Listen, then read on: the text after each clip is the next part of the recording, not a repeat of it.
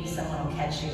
But when you leave, you believe that you're going to land somewhere. And I believe that you're going to land somewhere. And for some of you that are returning, you already have, and you've drank the juice, so just, you're stuck with it now. You're not going to get away from it. So, my service year was really the beginning of a lifelong journey of self-discovery. Even though I was in my early 30s when I did my service year, I had so much to learn about the working world and about myself. And I learned how to find allies and mentors. I learned how to connect with people, like the volunteers that I was coordinating at the regional park, my peers, my cohort, and the folks that were serving with me. And even some of the youth volunteers that I coordinated. They took a fleet of canoes and they dropped these oyster spat off at an oyster sanctuary. So it was just so, and I can go on and on, and you all could probably go on and on about folks that have inspired you.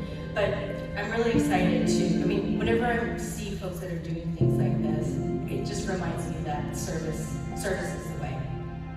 So national service really shaped my life. It changed my perspective and opened my eyes to an industry, folks. If you don't know this, service and volunteerism is an industry. You don't have to go into nonprofit. You can go into, having my own personal summer here. Where's my senior board? National service and volunteerism is something that you can carry on beyond your service year. Okay, I want to ask you a quick question. What if the greatest impact of your service year was not necessarily the work that you're doing or service? Sorry, we don't use the word work in these rooms. The service that you do in your community, but it's more about the change that you're going to become on the other side of your service journey. So not just pouring into the communities, but what you're going to pour into yourself. So just think about that as I finish this up. So today we're gathered here not just as AmeriCorps VISTA members, but as explorers on a journey, one that has the potential to change you from the inside out.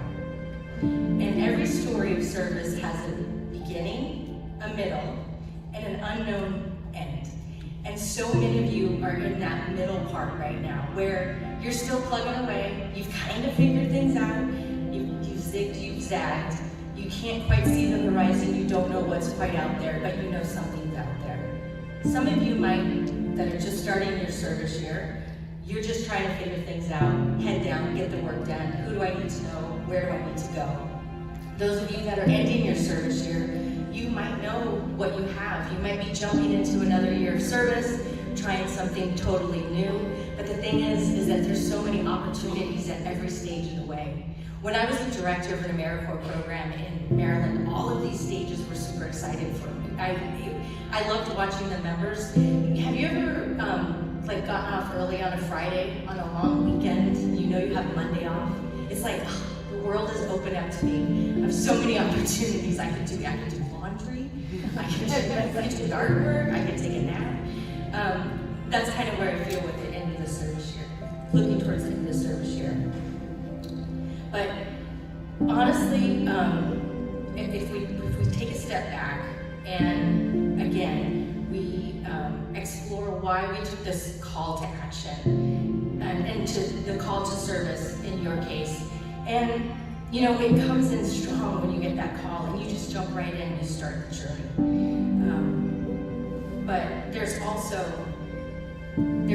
difficult times. And sometimes we have obstacles and we don't know why they are coming at us. But we have to accept them and we have to attack them head on. And I am a perpetual optimist, and to a fault, I think. And if I think back on my service year, I did have some challenges. My site supervisor wanted me in my desk from 9 to 5, but I had volunteers out in the park that I needed to coordinate. So I did what I needed to do to make sure to pacify him while he was in the office. 3 months into my service year, he retired, and I got a new supervisor, and I was able to do my work more the way that I needed to. So I say all that to say I want to be transparent and honest with you. During my service year, I was going through a divorce. I was learning how to take care of myself for the first time and my kids. Luckily, I worked in a park, so I brought them with me. They had great summers. They ran around the park. We had an ice skating rink, and they were ice skated during the summer. But service is hard. We mentioned that service is hard. It was challenging for me, but I had to find my way through. So again, if we are still looking at being honest and transparent, in this post-COVID world, poverty has deepened, isolation has grown, and health disparities have widened. And some of you may be even working on these to fill in those gaps and help people find resources. All of us, but especially service members, have to adapt to these new realities. Some of you may be working through digital fatigue. Some of you might be navigating remote work environments or wrestling with burnout. But remember, it's not the challenges that define you, but how you respond to them. It's the resilience and commitment to get things done. So some of you may know the AmeriCorps Pledge, some of you may have said it, and some of you may have heard of it. And in that pledge, in that AmeriCorps Pledge, we agreed to make our people safer, smarter, and healthier. We pledged to face, if we are faced with apathy, that we would take action. And we committed to persevere in the face of adversity. And we pledged to carry this with us during our service year and beyond.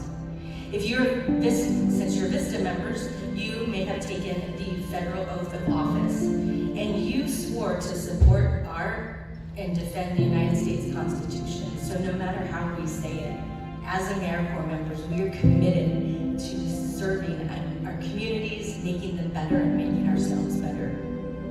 So I wanted to just also come back to a great quote by Nelson Mandela that says, "The greatest glory in living lies not in never falling, but rising up every time we do."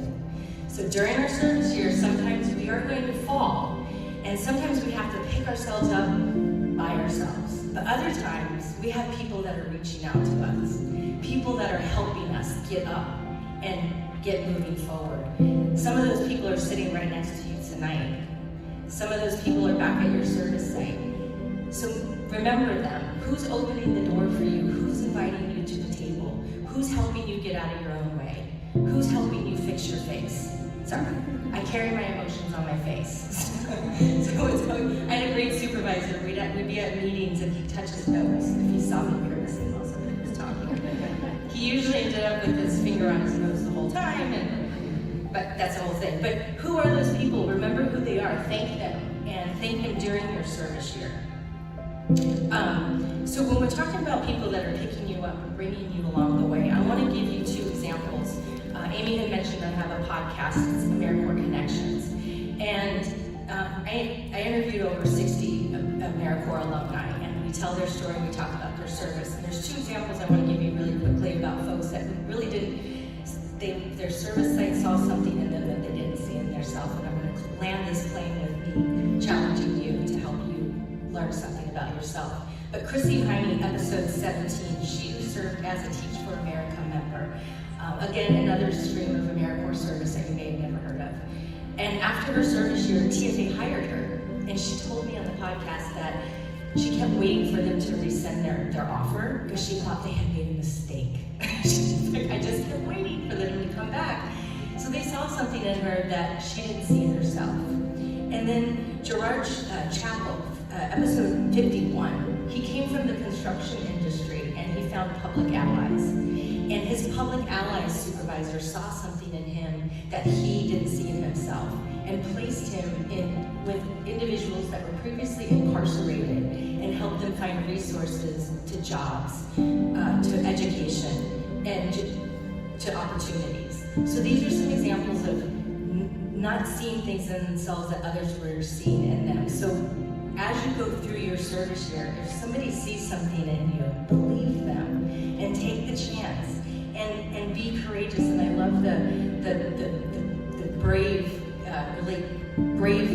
what did you say? Brave connections. It's just so important to put yourself out there. So I also wanted to just say that, if you are feeling burnout, this is a real thing. The Surgeon General of the United States, Vivek Murthy, had said that we have a loneliness epidemic. And you get this, guess what he said the antidote was? Does anybody know? Yeah, service. Service is the answer. So our governor out in Maryland, Governor Westmore, he says, service will save us. And while I believe him, I think it goes further than that. I think service will heal us.